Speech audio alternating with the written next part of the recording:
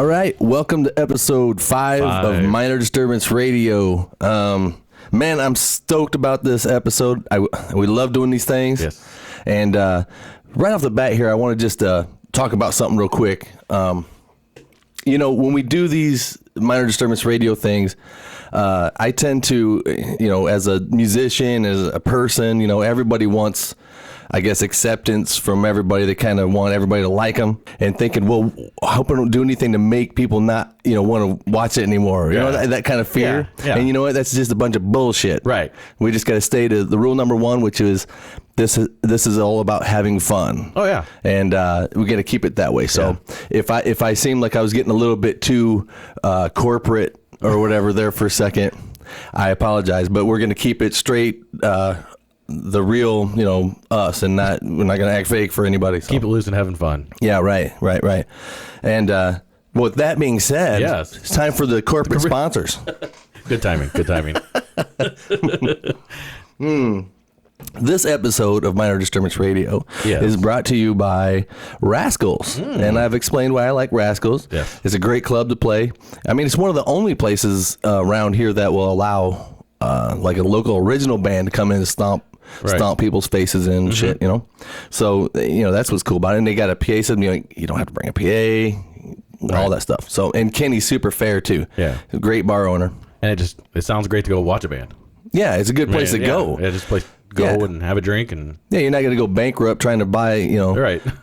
Shit, I've gone out before and spent like $80 and didn't even get a buzz. Right. You know. Yeah. We got Bent River. Yes. And we all know about Bent River. Well, maybe some people don't. Well, they should go find out. Yeah, they should go down to Bent River.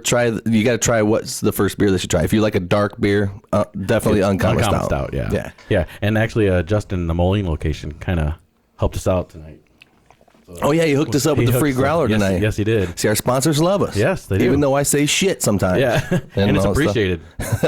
But that was Bent River, and we got Real Tracks Studio. Of course, if you're in a band, you probably have heard wind of Real Tracks, you know, or you know the big dogs around here, which is like 3 Years Hollow and 1152, and there's several other bands that around here that recorded there. You'll know that they produce a very quality product. Yeah. So check Real Tracks out and go record your stuff there. And music go around, and we know what to do there, right? Take our stuff there. People that are watching this are musicians. They know all this stuff. Yeah. They know what to do. If you know, with the music go around, they take their stuff there, get some cash for it, and then they go buy our Minor Disturbance shirts. Oh, yes. Absolutely. And let's see, Richie Sound is it's a sound company out of Muscatine, but I'm sure they'll go anywhere. Yeah. If you got a gig that you need, call him up. He'll be on the spot. He's a good guy too, and he's a good guy. He's easy to work with. He knows what a band wants because he's been in bands most of his life, so he knows what you want. He's not. Yeah, they do a great job. Right, and he had a big old outside show set up in Muscatine when we went and saw the Battery tribute. Yep, and it sounded really good, and a lot of pro equipment. Ribco, of course. Of course, Ribco. We're gonna go check out Saliva. And, we gave away 3 sets of tickets for that show. Yeah. Actually, I got caught on the internet on our YouTube. The last episode, we gave away a set of tickets, and I didn't do it right. And on technicality, I had to give 2 sets away on that episode. So that's all right, as long as they enjoy them. It was my fault. Yeah. They were right. We made it fair. They were right. Yeah. They were right. You don't like saying that, They were right. You don't like saying that, do you? It comes out really easy. They were right. Okay, so Ribco, and thanks Jason too for the tickets to give away. Definitely. Really cool. Definitely. Thanks for the support on the show. And we've got a couple new sponsors, and somehow we're gonna have to work this out to where we're picking up sponsors, but I don't want to talk for an hour about all the sponsors. You know what I mean? We want to get to the meat and potatoes of what we're doing, but they're appreciated. Yeah, we're trying to figure out how to do that. Yeah, you know what I mean? I want to talk about each one because we actually have some sort of vested interest in each one. Oh, definitely. They're local people, and we really stand behind the sponsors that we have. You know, they're not just whoever. You know, right? We want to pick people that we would use or talk to or go drink at or go play at. Right. You know, this is real stuff. So, but we're going to add to the roster Music Mart. Yeah. Which is on 23rd Avenue up there. And I think what I'm going to do is I'm going to give away on one of the shows. I'm going to give away a free guitar setup. Oh, coming up. I don't know if we're not going to do it this time, but right. because first I'm going to take one of my guitars in there and get it set up and see, and I'll tell you how it goes and what I think of the setup. I'm sure that they do awesome work. Very cool. And then they said that they would be willing to give away a guitar setup for somebody. So cool. Yeah, Music Mart, go check it out.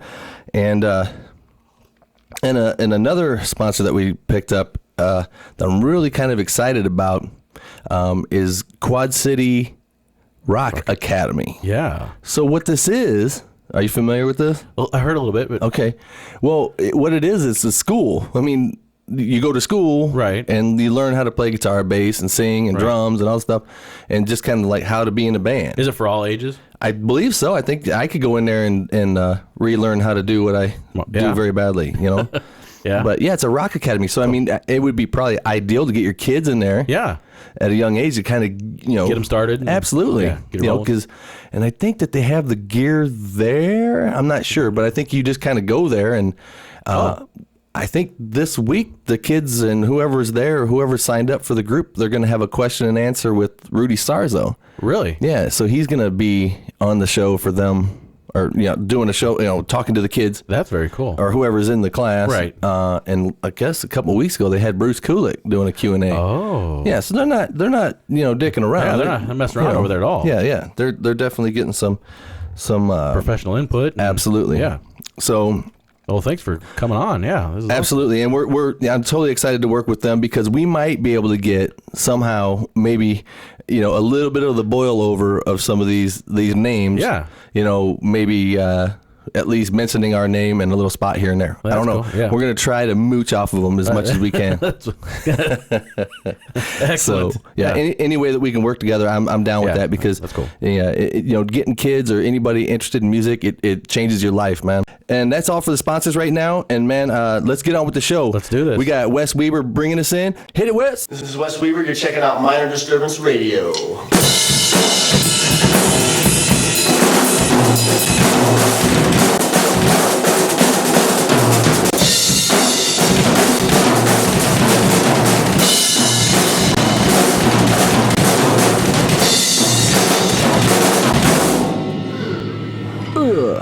Thank you, Wes. Yeah, that thanks, was Wes. really cool. That was awesome. Yeah, Wes is one of them guys that, just is super cool. Yeah. Great player, laid back guy, total pro. I didn't. Then Van Hefty said he was an A-lister. Yeah, you did. Yeah. So thanks, Wes. That was really cool. Yeah. Like I said, I wish I could have dreadlocks. Yeah? I think I couldn't rock. Could I rock the dreadlocks? I don't think so. No. No. Damn it. Just doesn't suit you. It fits him. What was that? I don't know.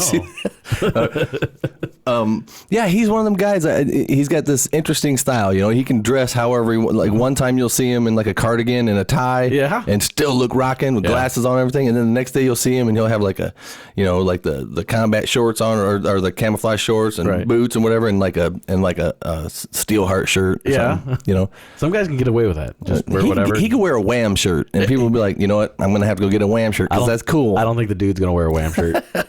He might. He can get away with it. He's got dreadlocks. We're going to have that. Oh. Dreadlocks is the ultimate. You can do whatever the hell you want. You got dreadlocks. Oh, okay. All right. You didn't know that? No. Yeah. Me and you, we couldn't do that. No, let me write that down. So That's the key. okay. I'll have to check with him on that. Absolutely.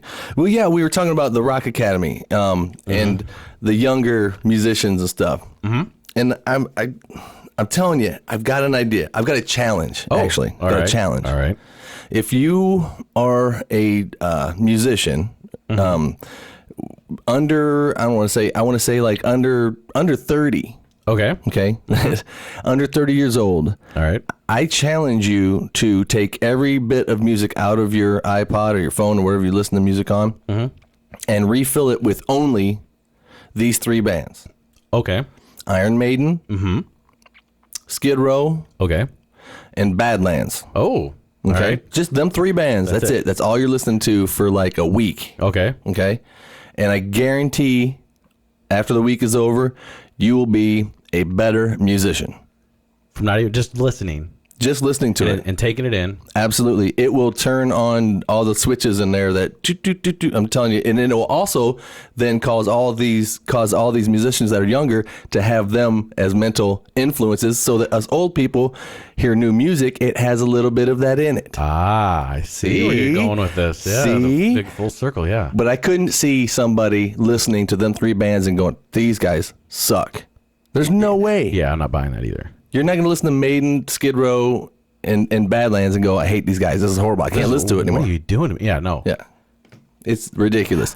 I would like to hear the input of what somebody, like you said, 23 or whatever, that's a musician, listen to it, see what their take would be. We should do that. Let's go get like a 12-year-old kid and kidnap him and bring him in here and force him to listen to like, like Slave to the Grind. All right. And just see what they do. Just for hours, just. Yeah. And ask him, what did you think of that? Yeah. That's what my mom listens to. Do they think of that as like Neil Diamond or like, Yeah, I don't know. Or do they, is it that dated sounding to kids? wouldn't think so. Because there's something to say about. There's certain things you can listen to that is dated, and you definitely can tell, it sounds good, but it's like, But I think those all hold their own. I guess why? Yeah, they do. I think that. Would you rather hear like the Cookie Monster like thing? Or would you rather hear like a Sebastian Bach high A scream and like Monkey Business in the beginning? Well, I want the smooth vocals. And that wasn't a high A. I think it was a G. But still screaming nice. Like I don't know. There's something about that. You just don't get that anymore. No, you don't. Not at all. I mean, it's got.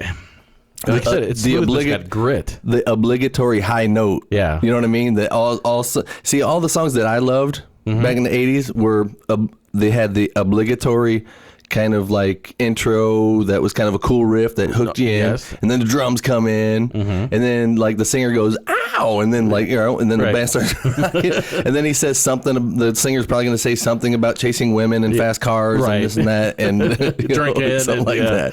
And then somewhere in there, then all of a sudden there's going to be these little fills of guitar parts that are just really super cool, and then it builds up to the solo where the guitar player is a virtuoso, does a solo that melts your brain off, and then it comes out of that and it comes back into the talking about chasing women. And then somewhere it builds up to this really high scream note of ecstasy of something, and then the climax, and then it fades out. Yeah, that's a perfect recipe right there for a song Brian Miner would like. I think you've been writing some songs again. Sounds like, no, it would be interesting to hear somebody else's take on something like that. No, all my songs that I wrote, they start out you overplay. And then somewhere in the middle, you overplay again. Yeah. And then somewhere at the end, you do something that you can't do when you're 40. Oh. And your drummer can't either. No? Yeah, because usually most of the songs I wrote ended up in some double bass thing at the end, and we're just like all slinging our hair in circles. Like, and we're kind of, and then we try to play it again, and we're like, oh, God, why didn't I just calm down? You know what I mean? You can't replicate it now, huh? Yeah. Overplay the whole time. Don't even think about hooks. No? Just overplay. Oh. Yeah, I spent a long time of my career trying to write to impress like my bass player in the band or whoever, Right. The other musicians, basically. Yeah, which is really weird. Yeah. It's not a good game plan to write songs to impress like how well you can play. Right. I guess it works for some bands. Some bands and some people. It didn't work for Nitro. It did not work for Nitro. It did not work for Nitro. Absolutely. That's where it went. It went from, all right, I can, like Eddie Van Halen showed, okay, we can play some guitar, but he still had, there was taste and class with David Lee Roth singing, and there were still songs there. Yeah. That hooked. There was some depth. And then he had his time to rip on the guitar. Yeah. And somehow all that evolved, with the high singing, and the whole thing turned into Nitro, which is the biggest piece of shit musically that you could, I can't listen to it at all. It's hilarious. It is hard to listen to. Nitro is a piece of shit. But they have a ton of talent in the band. Oh, absolutely. None of them can write a song. No. I don't even know who wrote the material for them. If they tried and epically failed, or it was horrible, man. Yeah. I mean, they just tried to be over the top. They were just over the top. And that was it. Yeah. You know who could write songs though? That surprised me. Who's that? Is when the Vinnie Vincent Invasion came out. Yeah. Even before he was in Kiss, that dude can write songs. Vinnie? Oh, Vinnie Vincent can write like crazy. Yeah. But the same thing. You listen to that first Vinnie Vincent album, and it's over the top. Rumor is that he's a woman now. Really? I heard that rumor. I doubt it's true, because then I heard another story where he lives in this house really secluded from everybody, and he's got like dogs and stuff that guard his house, and he's really weird. Really? Yeah, he won't talk to anybody. He's weird. But yeah, he's over the top too. But he can write some good songs. Yeah, the guy screwed up his gig. He gets in Kiss, and then he starts telling Kiss what to do. Yeah. Well, then he got a second chance with them, and wasn't good enough. See, now here's what I heard happen with that. All right. I heard that Vinnie Vincent, he wouldn't sign. This is what Kiss says. Okay. He refused to sign the contract that they wanted him to sing, which is obligatory for them to have him sign so that they can go on the road as a band and all the contracts they need, and especially to go overseas and all that stuff. They had to have all this stuff locked up. And he kept saying, I'll sign it later, and they finally, and they went on tour and stuff, and he's never signed a contract with Kiss to this date. Really? Yeah, he's never signed a contract, because I think what they wanted to do, is another thing I heard, is they wanted to pay him a salary of $2,000 a month. Okay. And no royalties, no nothing, but he wrote most of that Lick It Up record, you know what I mean? Right. And they weren't going to give him any royalties. And they were just going to pay him a salary of this. Now, this is all rumor, and you can look it up yourself, but when you hear things like that, you kind of understand why somebody would bail on that. It wouldn't be their best interest. But me, I would play in Kiss for like $50 a day. Yeah. And you know what I mean? Yeah. And like a roast beef sandwich. And a roast beef sandwich a day? Peanut butter and jelly on the rider, though. Oh. That might be the deal breaker. That's why Brian Miner didn't make it in Kiss. No peanut butter allowed. The PBJ crossed the line. That's too much. I'll go back to playing in I don't know. I'd rather play in like Duran Duran. Really? If they had peanut butter. They probably do. And Anyway, and a glass of cold milk. So anyway, the karma train hit me in the face. Okay. Yeah, because I was thinking about this the other day because I was worried about my band Third Rail, and the bro thing. Right. And how I didn't want to get a new drummer to replace my buddy. Right, yeah. Because when you have a band, it's like a gang. The brotherhood. Man, it's like you're a gang then. And I didn't want to lose any friends, so I'm not finding a new drummer. I'm just kind of letting that do what it's got to do, and it's going to phase out or it's going to resurrect. See where it goes, yeah. Because I'm tired of losing friends. Because through my history, every band I've been in, I've had good friends in the band, and then when the band dissolves for whatever reason, because they always do. Yeah. You know what I mean? Very few people have been in the same band their whole career. Correct.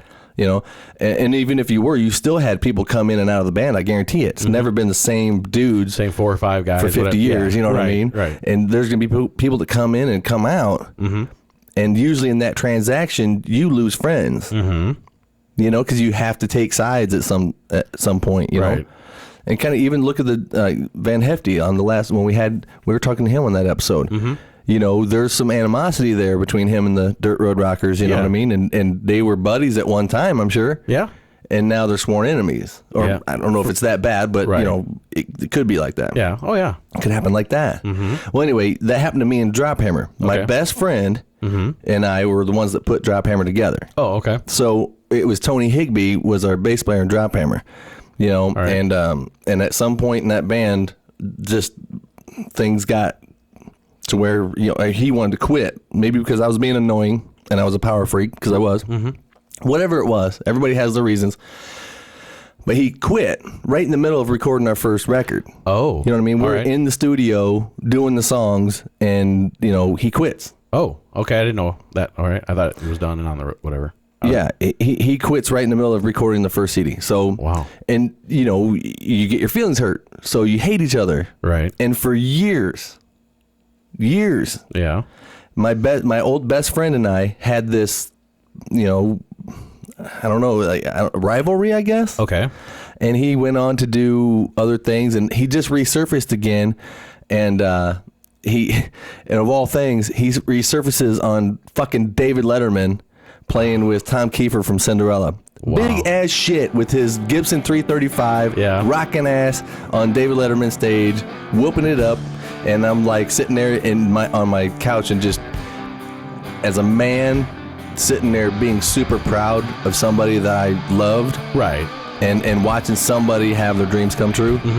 In a way, I'm sure that's not his last dream, but I'm sure I know Tony, and he would be telling me he'd be shitting his pants. Yeah, you know what I mean? He'd be like, Brian, man, oh my God, he takes that in. He doesn't take anything for granted that way. Yeah, But that jealous little kid in me was still, of course, jealous. I was hoping that his cord would fall out of his guitar, or Right, yeah. something would that part of me. Let's be honest, man. We're all like that. Yeah. You know what I mean? Yeah. Nothing would have been better if he came out and like I would have been, that's fucking Tony Higbee. You know what I mean? Right. And then he would have like peed his pants and dropped his guitar or something. Yeah. And maybe accidentally bit David Letterman or something.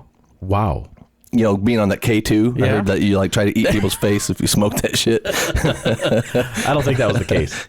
Anyway, so it was. He whooped my ass, and the karma train got me right in the face on that one. He got you. Yeah, he got me big time. Yep.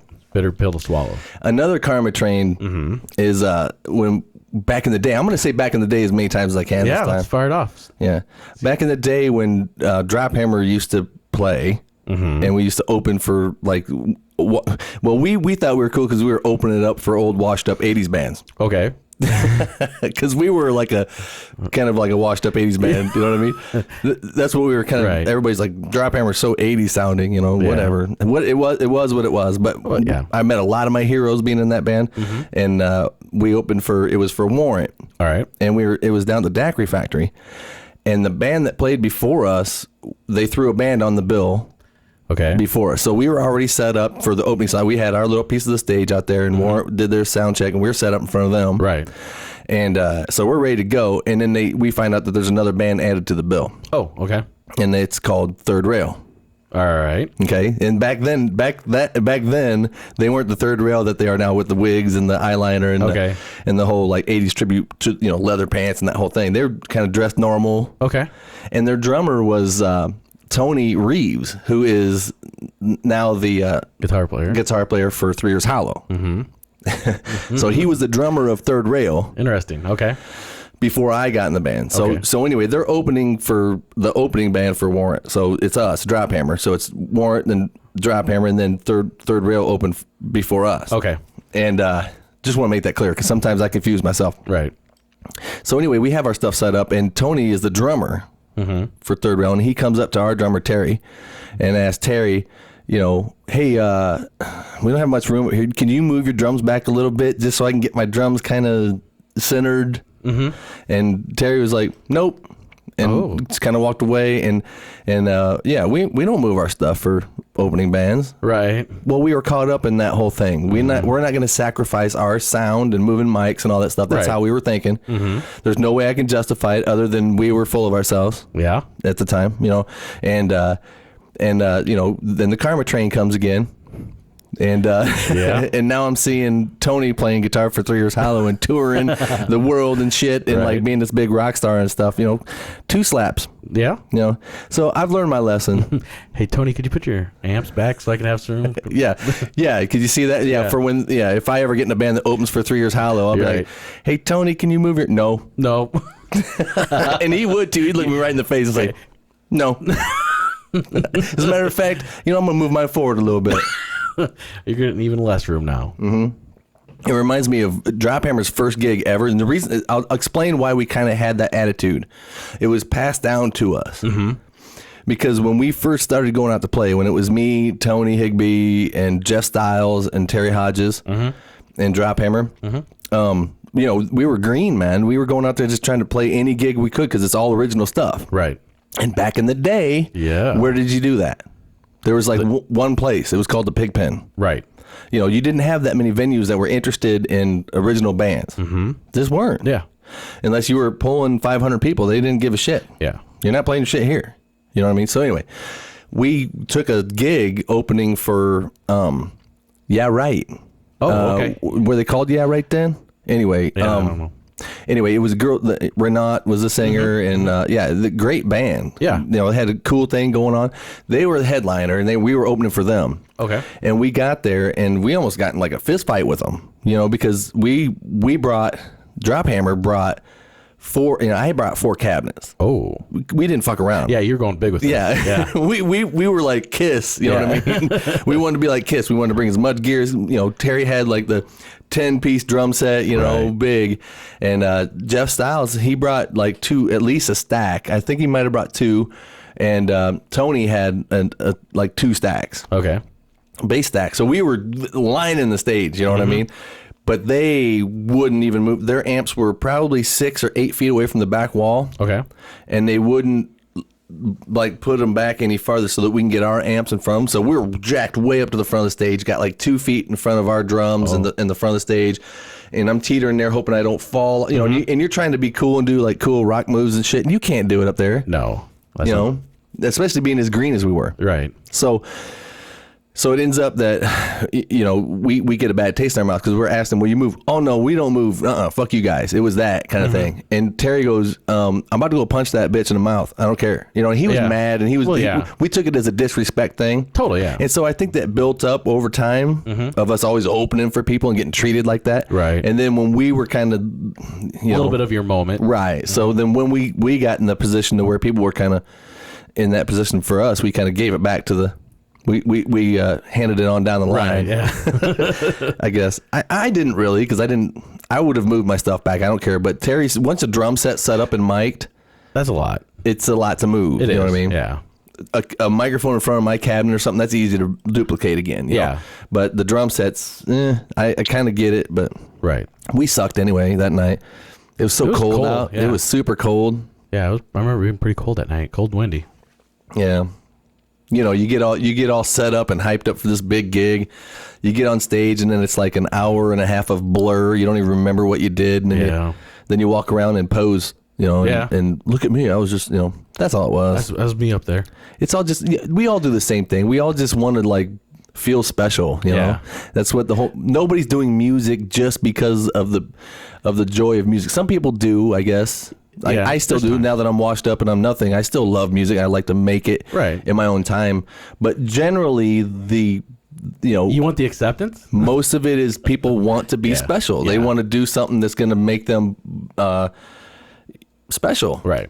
And that's the truth. And so we kind of rode that wave and and tried to do that too. And I couldn't imagine. And then I watched these bands like 3 Years Hollow and 1152, how they're really good bands, you know, and they don't have an ego at all. No. You know? No, they're happy to be playing. They want to be playing. They want to talk to you. Yeah, and they'll play anywhere too. They'll play like a barbecue or whatever. They'll play anywhere. I admire that.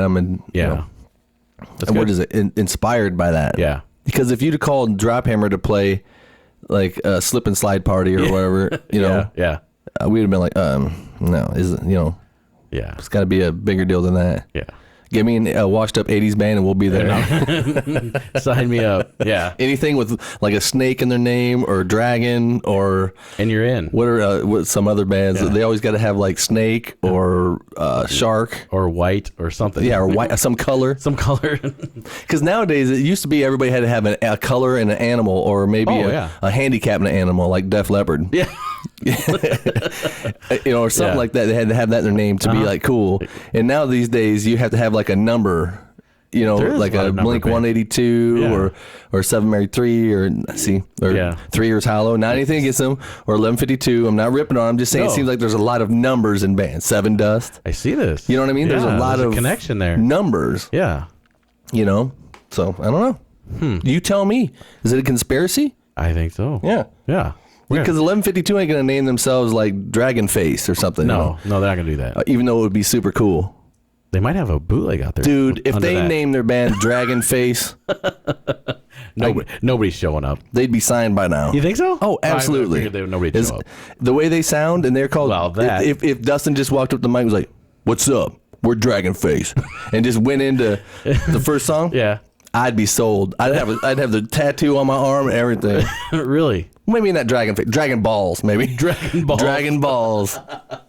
I'd be on their fan list right now. I think you just got to put that in the ad. People are there. I'd have to be in that band then. Dragon Balls. I'd have to. What's that chick, that ice skater that whacked that other ice skater? Tanya Harding. Tony Harding. Yeah. Yeah. Who'd she whack? Nancy Kerrigan. Nancy Kerrigan. Yeah. Yeah. Guess what?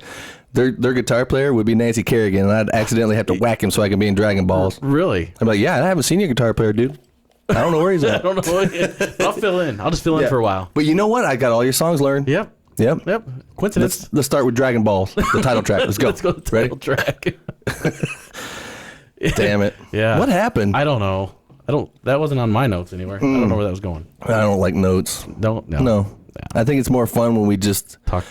like I said, I'm not going to take it. I'm not taking it so serious that I think I have to be by any kind of format. No. But anyway, well, let me look over here. I think I kind of got. Speaking of Tonys, we talked about a couple Tonys. We talked about Tony Higbee, totally like whooping my ass on the karma train by being on David Letterman. We talked about Tony Reeves, like being in successful, 3 Years Hollow and touring and stuff and all that stuff. And now we have another Tony from my past that is actually the Shredder of the Week. Oh. And you guys check this out. This guy was always a threat at the guitar contests, and his name is Tony Vogel, and he's the Shredder of the Week. Check it out. Hi, I'm Tony Vogel, and you're listening to Minor Disturbance Radio.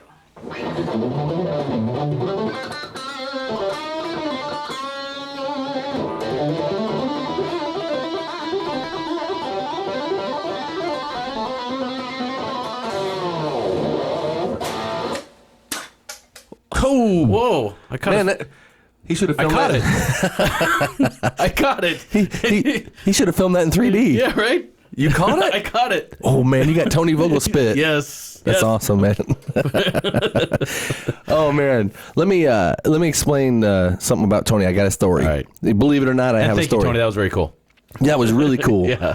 I like the attitude. He emailed me and asked me, was it too much? You know what I mean? Right. I love the spitting the pick out at the end. I love it. This is like, well, I caught it, so it's cool. Yeah. It looks cocky, but damn it, it's called performance. That's right. All right. Yeah. And showmanship. Yeah, and no guitar player gets done ripping your face off and then goes, well, thank you very much for watching me. You know what I mean? No. They usually do something like flip you off or show you the butt or something. Yeah. You know what I mean? Yeah. That's what I would do. That's why I don't go watch you anymore. Yeah, you just got to kind of look at the crowd like, that's what's up. And then you walk right back to your amp. You got to give the attitude. You know what I mean? You hit that last note. And then you're like, yeah. And then you turn around and like, give them the mean mug. Yep. And then you go back to your amp and drink your Kool-Aid. Or your whatever you need. Right. In what is it? NVIDIA or what is that old people drink? Activia. Activia. Yeah. I'm an idiot today. I love it though. That's all right. I love it though. Yeah. Yeah, because you know what people are doing? The people that listen to this show are the people that understand what we're doing. It has nothing to do. You're not going to be like, you're not going to learn anything new. No, probably. no. You're probably going to be dumber after listening to it. We're not blowing anybody away. Yeah, but it's something better than being at work and just doing the same old damn thing or listening to the same old music you've already heard or anything like that. It's a vacation for your mind. Yes. Really. And I delved into the world of podcasts and talk shows and stuff. And I really found that when I'm working or I'm out doing stuff or running or whatever, it's so much more enjoyable. Oh, yeah. You know what I mean? To listen to this kind of crap. Yeah. And so, them people, if you're driving to work or listening to us at work or stuff like that, we're here for you, man. We are here. We're here for you. But anyway, the story with Tony Vogel. Okay. I met him at the guitar contest back when, people don't know. When I mention guitar contest, they're like, what, guitar contest? What the hell? Right. Well, in the late 80s, 88, maybe? Yeah, right around that started. Yeah, and they had what they called the Quad Cities Top Guitarist Contest.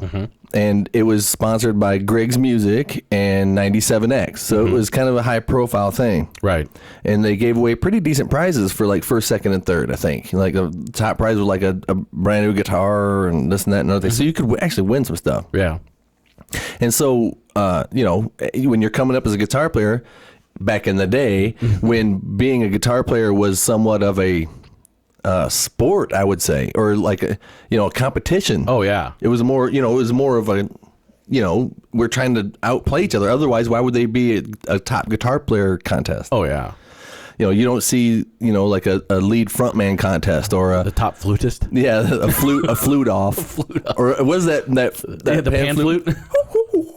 That thing, like a bunch of guys up there on stage ripping on them things. You don't see that, do you? Yeah. Yeah. Like filling the call ballroom like it did for the guitar contest. Like that dude at the mall, man. Yeah. Yeah. Those guys are everywhere. At Christmas time, he's like doing the Christmas songs with the pan flute. Yep. It makes me realize why I'm glad that the electric guitar was invented. Because could you imagine Hot for Teacher written on a pan flute? How would that go? Or The Trooper by Maiden or something? Yeah. You know what I mean? Yeah. God, I don't think that'd go over very well. Yeah, thank God the electric guitar was invented, not the pan flute. Yeah. Anyway, so they have they have contests for guitar. So you would sign up for the contest. I was underage. I think I was probably 16 or something, or 17. Yeah. I can't remember. And so I had to sign up for the under 21 because I couldn't do the preliminaries in a bar, and that's where they were having it, is at a bar. So I couldn't get in the bar. So they had to have the under 21 at like stage two. Yeah. And so, so I did that. I won that. And then I started hearing the names, because once you get moved on to the next level, which is the finals, that they held at the Call Ballroom, then you started finding out who all the names, because I didn't think I'd make it that far. Right. I thought I'd get eaten up with the under 21 guys and probably come in like 5th or something and know I had some work to do to get to where I needed to be. But I won it. I don't know how, but I won the thing. And so you're playing with the big boys at the Call Ballroom. Right. And so we get, you get that in your head and you're like, well, shit, I better find out who the big boys are. And you're not old enough to be at the bars yet and stuff, so you don't know. Yeah, you don't know. So you ask around, and they're like, oh, you're going to have to look out for some guys, man. Yeah. And in the names, there's always a Scotty Whitehall. Right. There's, so many names. So many names. And Tony Vogel was one of the names. Right. You got to watch out for Tony Vogel. He's won already. Because apparently I was wrong before when I mentioned Wade Torres being the first one to win the guitar contest. He wasn't the first one to win. Oh. And Tony Vogel made it clear. Oh. To me, sent me an email.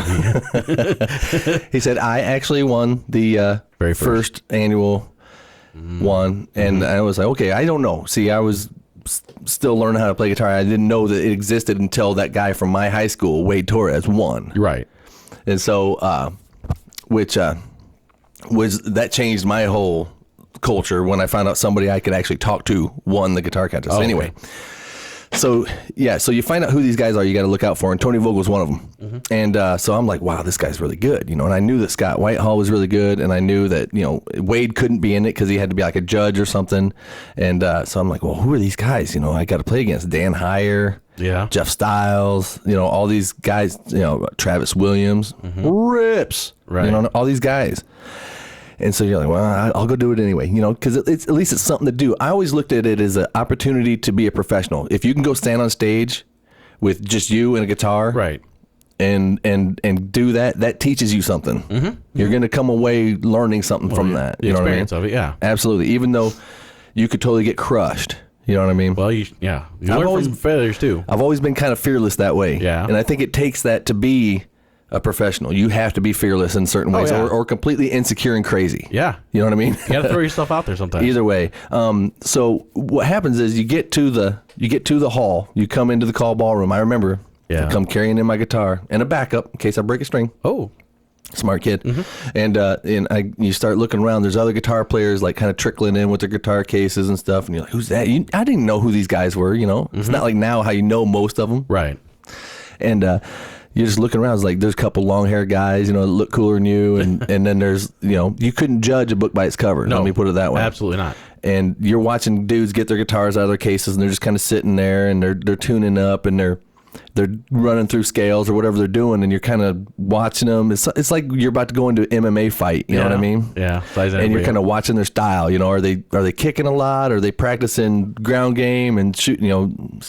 Right. Stopping shots and stuff. Anyway, no. This one guy looked like he was just doing arpeggios all over the neck. You know what I mean? Just ripping. Right. Ended up sucking really bad. But anyway, so they start getting the guitar players up there, and they start going through. There's probably 30 guitar players that have to play. Okay. And so I go up like 26th or something. You know what I mean? So I'm kind of towards the end of the night, which I was thankful for, so I can kind of get an idea of what people are doing. Okay.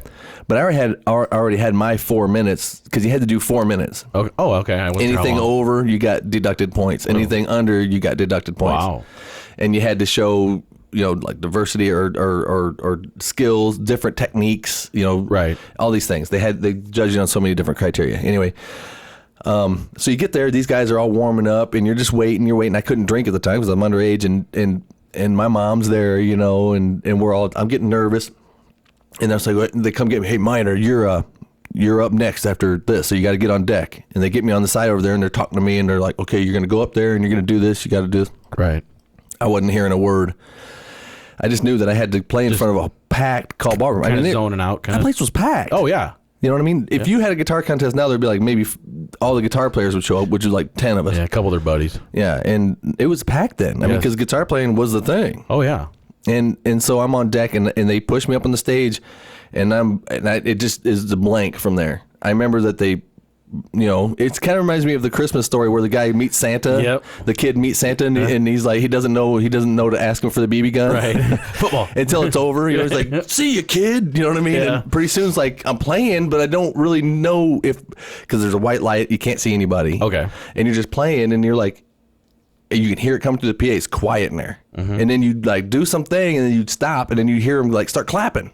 And then and then I go over to this side of the stage, and I remember I had it planned in my head. I'm going to play to this side, and then I'm going to go over to this side, and then I'm going to go to the middle, and you have it all planned out, Right. And I had no spit in my mouth at all, completely dry mouth because I'm so scared. Right. But I tried to pull it off like I wasn't scared. Mm-hmm. Went up there and played this damn thing, and you could hear him cheering and that, and I come off, and I get done, and apparently when they started, saying who the top people were, they started from third place to first place. So they would say like the second runner up first. Yeah. Yeah. And they were like, we got a tie. Oh. And I'm like, well, I wonder who that is. You know what I mean? Because I'm probably not in the top three. Who are those guys? Yeah. And they were like, Tony Vogel. And I was like, oh, that dude, I knew that dude was good. He came in the top three. That's awesome. Yeah. And Brian Miner. And I was like, oh man, that just kind of made me excited to remember that. Yeah. And like, they were like, Brian Miner. And I was like, I tied with that Tony Vogel. Mm-hmm. You know what I mean? Yeah. And I was like, man, I'm as good as that guy to these people. Yeah. I wasn't, but to me, since I tied with him, I was. You know? Yeah. So I was excited about it. I got there on stage, and I guess third place was like a guitar wireless thing, single diversity, one antenna kind of junk. But right. And they were like, you guys tied, so you each get one. And we're standing next to each other on stage, receiving our little trophy and our thing for our contest, and he looks at me, he's like, you can keep the wireless.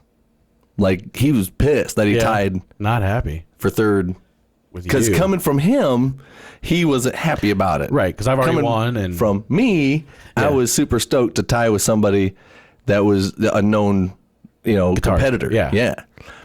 So, long story short, I was in a good position, I thought, and happy. I was like, I took third out of the whole Quad Cities of guitar players, and I was like 17. Yeah. You know what I mean? Or something. I was pretty happy. And,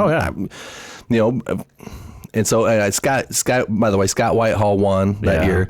And surprise. And he deserved it, man. That guy was nuts. Yeah. I mean, when he was on stage, every guitar player just went, never mind, first place. Damn. You know what I mean? You knew.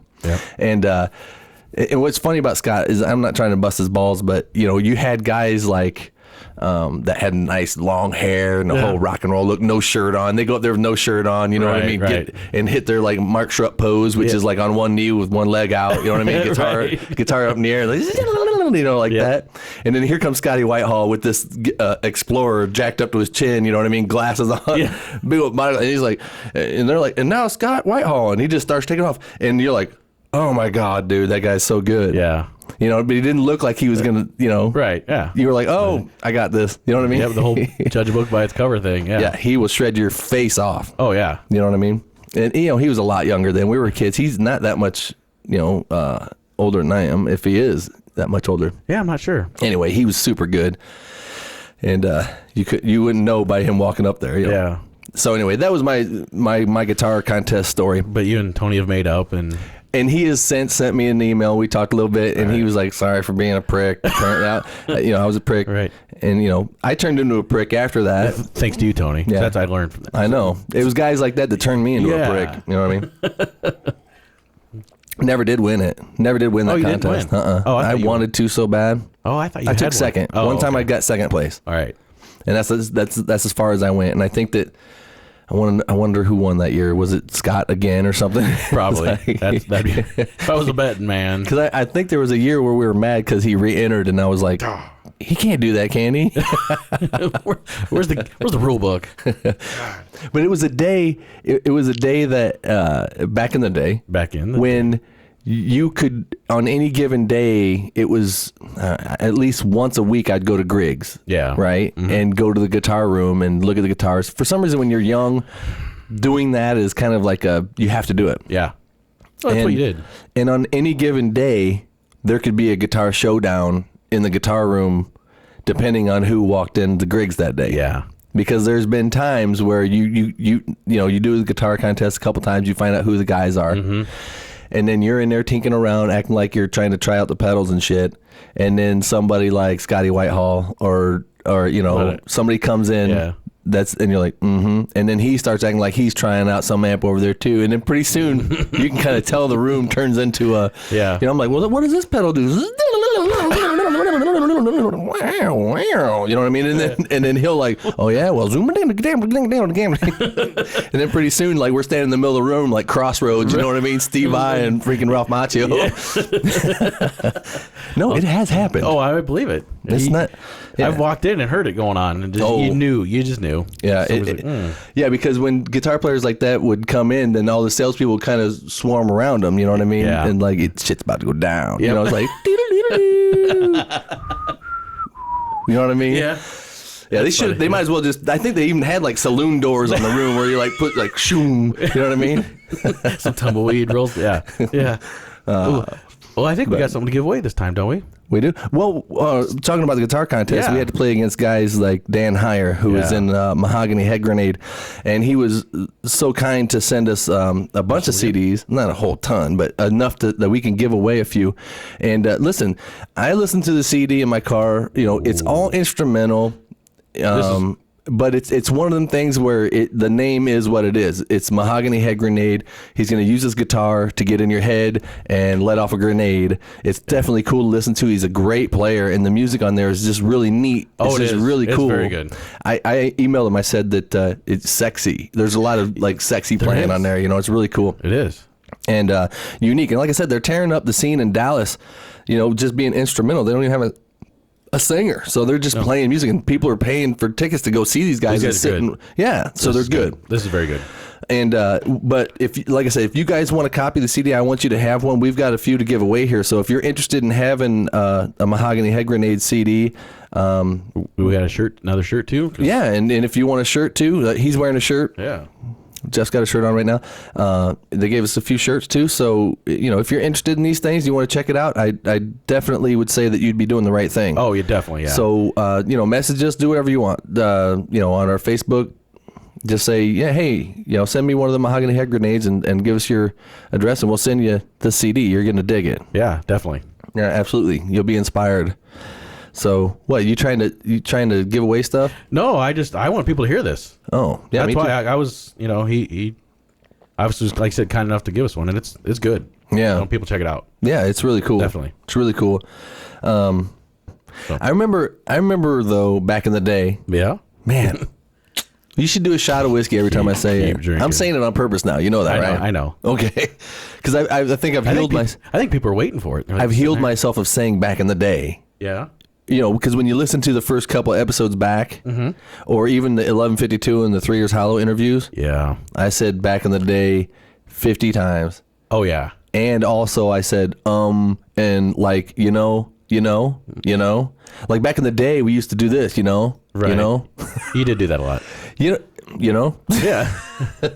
So, you know, might as well just grab a drink. And it's hard to start a sentence. Again. When you start listening to yourself back talking, you start to hear all of your stupid shit that you do that annoys your friends that you don't know you do. Right. And everybody has something. Yeah, you have to relearn how to talk. Yes. And for a long time, I didn't know how to start a sentence without so or or just stuff like that. And then when you listen to me, when I start listening to me talk on here, then I go, you have to practice just say a word other than these when you start a sentence, Yeah. See? Yeah. There it was. Yeah. It's like a drug. You like talking now. You're practicing a lot. Yeah. But you got to be free too. You can't talk and really think too hard about it, because then you're not being free flowing, you know what I mean? I want to be able to free flow, say what I want to say, and if I have some fuck ups in there and I slur a couple words or I say and but and Well, and if you start thinking about it too much, Right. you do it. Right. So. But and another thing is I keep scratching my face on my microphone. I know. All of a sudden, you like turn into a cat on a scratching post. Yeah, I've got a little bit of like a little bit of stubble here, so it makes that weird like that sound. Ooh, and all you gearheads. Yeah. I mentioned Travis Williams in here, and Travis Williams, he used to work at Music Around. He's a super smart guy. I mean, he will outsmart anybody. Okay. And he is one of these guys that is a purist. He thinks that he can. I don't want to talk out of context here, but he believes that he can hear the difference in like tube and solid state amps and like different kinds of. He's one of them guys that swears on like you have to have a tube amp and this kind of tube, and he knows all this stuff. Super smart. Okay, and I'm going to challenge him. All right. To if he watches this show, which I know he does because I'm gonna make him. Oh, all right. But see, now you just got right upon it. You just did the radio voice. But I'm going to challenge him to tell me which one of these microphones that we're talking into, what kind of preamp I'm using, and which one one you're using. Okay. Just by the sound of us talking into our mics. Okay. All right. I'm challenging them here because one of them is a tube amp. Yes. One of them is an Avalon. Okay. Preamp. And one of them is a $150 like ART preamp. All right, and he's going to pick out which one is which. Right. All right. And if he can tell me which one is which, then he is truly that good. He's a sound ninja. A sound ninja. Yeah. All right. Yeah. So anyway, I just want to throw that challenge out there. If anybody listening can tell the difference between a $150 preamp or a $1,400 tube Avalon preamp. All right. Yeah. So there's your challenge. Which one of us is talking into a? And don't start looking at that rack in the background and seeing which one has a needle moving when I'm talking. It's too hard to pick up. Too hard to pick up, I think. Yeah. Yeah, we're good. Anyway, so I wanted to talk about band rivalries, man. All right. Because we get talking about all the bands we've been in, and I'm really kind of surprised by the bands today. Okay. And I know I talk a lot about 3 Years Hollow and 1152, but these guys are some of the nicest guys. Right. They really, really band together and try to help each other out as much as possible. At least on the surface, it seems that way. Yeah.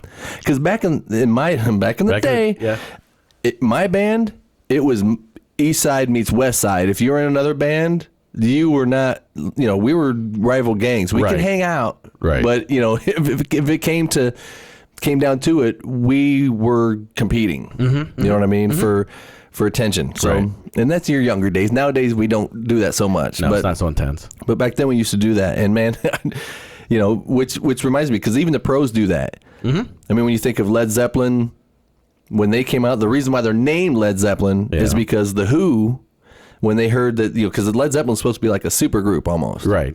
And they were putting it together, and the Who was like, they're from London, and they're like, well, that'd go over like a lead balloon. Right. Because they were ripping on Led Zeppelin because they were jealous. And so they named their band Led Zeppelin and sold like 8 gazillion records. Right? Legendary. So, but did you have any questions for me? Well, let's do that. Let's do the questions and then call it a day. All right, sounds good. I just got a couple for you here. All right. Been a lot of people asking, since you're obviously a peanut butter and jelly aficionado. Absolutely. Do you use grape or strawberry? I've actually mixed both together before on the same sandwich. Really? Yeah. And if my wife is so gracious to ask me, and she usually does, if we have both, because jelly don't live very long in my house. No. Okay. Because my wife. Obviously, you're having a sandwich. You guys don't know the other half of the story. Oh. Because the other half of the story is when my wife's making me the peanut butter and jelly sandwich. Yeah. She's also eating the peanut butter and the jelly. She's tasting the goods. Because it takes her like 20 minutes to make me a sandwich. And you hear her in there, and I try to. I'm going through the channels on the TV trying to find something to watch. Like something on like Discovery or History Channel or and she's in there doing stuff. Shit's like covered, and faucet going, and shit's going on in the kitchen. I have no idea what's going on. And then she like comes. I expect her to bring out like a turkey dinner. You know what I mean? Yeah. And she's like, there's a sandwich and there's a cup of milk. And I'm like, yes, that's exactly what I wanted. You know what I mean? Yeah. And usually sometimes when she's making that, she'll yell from the kitchen, Brian, what? You want grape or strawberry? And I say, yup. And just, I don't know what she's going to do with that. It's like a Sometimes she little mixes surprise. it together. And then one time she took a slice of bread and put peanut butter all over it and put grape in it and then made like a taco. Okay. Like a one slice Yeah. of bread taco. Yeah. And then did the other one strawberry, like strawberry and grape, like a taco of each. Oh, And that was brilliant. really? Yeah. Yeah. Does she do it like a Big Mac? Like peanut butter, bread, jelly? You know, Stack them up? You know, when I was younger and I had my first apartment, one of the first things that I wanted to do when I was out of my mom's house, Yeah. well, one of the first two things was I wanted to get a loaf of bread Yeah. and some peanut butter and jelly and completely make the whole loaf into peanut butter and jelly sandwiches Yeah. and get a gallon of milk and just down them. We're talking white bread, full flavor Wonder Bread, you know what I mean? Yeah. With full flavor peanut butter, full flavor jelly. Right. And just down it. And that would probably lose 5 pounds by making the sandwiches. You know what I mean? Yeah. Them days are over, man. Yeah. God. I used to do that. But if you could only choose one, Okay. I never did answer, did I? yeah, you'd get distracted. I think now in my younger days, I'd have said grape. Mm-hmm. But because grape doesn't even taste like grape. No, it It doesn't. tastes like something else. Yeah. But it's not grape. It's not great. Because I've eaten grapes and it don't taste like grape jelly. It does not taste like that. Grape jelly is like its own thing. They should just call it like blue jelly or Yeah, purple jelly. purple jelly. Yeah, purple jelly. I think we start our own campaign, Purple Jelly. And then, the strawberry is really good. I like strawberry because then you get them little surprises and they're like little seeds and shit. You like that? Yeah. Good stuff, man. All right. Yeah. All right. Next one. 24 hours. I wasn't done. Hold on. I wasn't done with the right. with the other thing I wanted to do when I moved out. Oh, okay. The other thing the first thing I did when I went to the grocery store was buy the peanut butter, and I also bought one of them like 1 gallon tubs of chocolate chip cookie dough. Because my mom would never let me eat it at the house when she's making cookies. I'd see the dough and she's Right. like, "You can't eat it. It's got raw eggs in it." Yeah. And I was like, "Oh, to hell! When I move out of here." I'm getting, the tubes of it. Like Yeah. you cut the plastic and you slice the cookies. I'm like drooling on myself because I think as soon as you cook a chocolate chip cookie, you've ruined it. Really? Absolutely. There's nothing better than raw cookie dough. Raw Yeah, chocolate chip I cookie gotta dough agree. But is it's homemade. freaking delicious. The stuff in the tube's not as good as homemade. Doesn't matter. I didn't know how to make it, so I had to go get it in a tube. You know what I mean? And you're right. It wasn't as good. No, it's not. But I ate the whole thing. It does the job. Yeah, I am sitting on my couch, my shoes laying in the middle of the floor. That's another thing. My mom would have whooped my butt if my shoes were, so I made it a point when I got my own place, I was going to do everything I wasn't supposed to do at home, which is like leave my shoes in the middle of the floor. Right. And if my mom would have came over, my shoes been in the middle of the floor, and I'd have been eating chocolate chip cookie dough and drinking right out of the gallon, sitting on the couch, probably watching a nasty movie or something. Like, yeah, what are you going to do about it? Oh, smack. She'd probably come smack you. She would probably. No. But, you just had to get that out of the way. So anyway, the next question, go ahead. I'm sorry. You get 24 hours. You got a choice between 2 songs. Okay. You get 24 hours to listen to the same song. Come On, Eileen. Ooh. Or Jesse's Girl.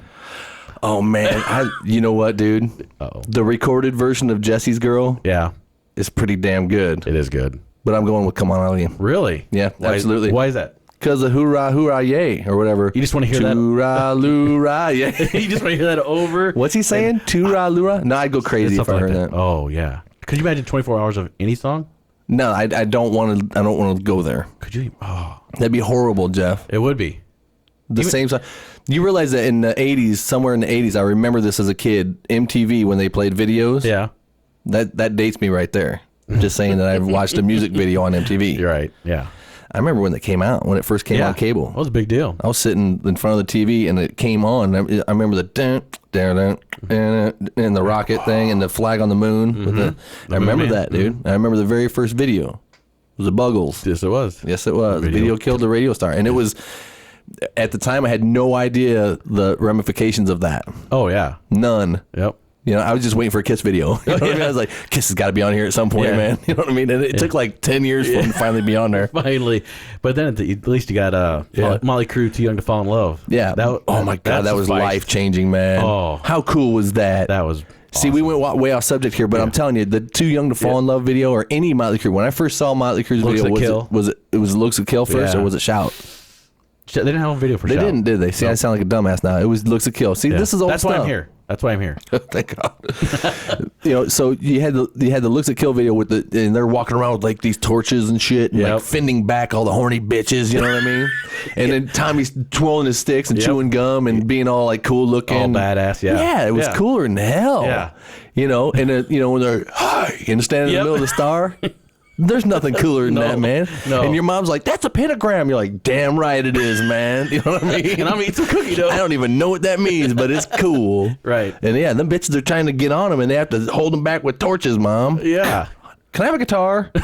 No. You know what I mean? Anyway, so yeah, you do that, and then MTV played Asia. Heat of the Moment, 24 hours, all day long, the same video over and over and over and over and over and over and over and over. And really? Yeah, the whole day. And they thought that was going to be good for them. One Asia song, or they? No, it was that same video. That same video. That same video, 24 hours. Google it. Really? Yeah, Google MTV plays Asia 24 hours. Heat of the Moment, or I'm pretty sure it was Heat of the Moment. I never meant to be so bad to you. that one? Yeah. Great Really? song, but again, you said if you had to listen to it Over and over and over. Yeah. You realize that they use songs like that to get people to surrender in hostage situations. Yeah, they do. Yeah. And it's weird because you think like in Asia, you think they did it on like Michael Jackson or Duran Duran. No. I'm telling you, FBI or CIA, whoever does that shit that they try to get people to surrender, I have written 2 records full of shit that would work really good. I quit. I guarantee. Yeah, I'm out. Playing me singing In Shock when I was in my 20s and I couldn't quite sing yet, and they'll be coming running out the doors. Turn that up nice and loud for everybody. We got this special tactic. It always works. Yeah. A 20-something-year-old Brian Miner that thinks that he can sing all of a sudden just because, I don't know what made me think. When you first start singing, you don't know. It's a very personal thing, first of all. Yeah. I'm trying to do things that in my head sound one way, but to other people, they're like, hey, making dogs pee on themselves and shit. But you're writing your own stuff too. That's so it was a double. Yeah. So, But anyway, so I got to pick one, right? Yeah. So you had to. Pick I'm going Jesse's Girl. Doing Jesse's Girl. Girl. I've changed because that at least has like a guitar in it. It does. And believe it or not, I read Rick Springfield's book. Oh, his autobiography. Autobiography. Yeah. And he's like a sex addict, weirdo freak, and super depressed and suicidal. And I never really would have imagined somebody that was a huge soap opera star and sex symbol and rock star and had everything that you could ever want in life. Right, yeah. Could be like depressed. You know what I mean? Yeah. It's crazy. I just want to crawl into the book and grab him and like punch him in the face. Really? It's like, dude, you can do it with any chick you want in the world. Yeah. You could buy anything you want in the world right now. And he was with Linda. And you're sitting in your chair crying. Yeah. And he was with Linda Blair for a long time. I got to go to work tomorrow and push a pallet jack butthole. You know what I mean? You get to sit in this chair and pick which girl you want to do it with. Yeah. Jack off. Yeah. Yeah. It's not fair, dude. Get your priorities straight. Right. Anyway, but it's possible. I could see that. Yeah. I could see how somebody could still be depressed and have everything that you want. There's still people too, Brian. No, they're not, dude. No, they're not. No, he wants Jesse's Girl. That dude is... He just couldn't get over that, could he? Best part of that video is when he busts the mirror. He's like, what is he saying? I've been funny, I've been cool with the lines. Ain't that the way love's supposed to be? He's pissed. He like busts the mirror. You know what I mean? He's cool, man. Yeah, that would be the one, man. I'd listen to that one. Yeah, he writes some good songs. Yeah. Who was Jesse's Girl anyway? You know what? That was never answered, I don't think. He talked about it in the book. Oh, he did? Yeah. So you got to read the book? Yeah. There actually was a Jesse's Girl. Was there? Yeah, absolutely. Yeah.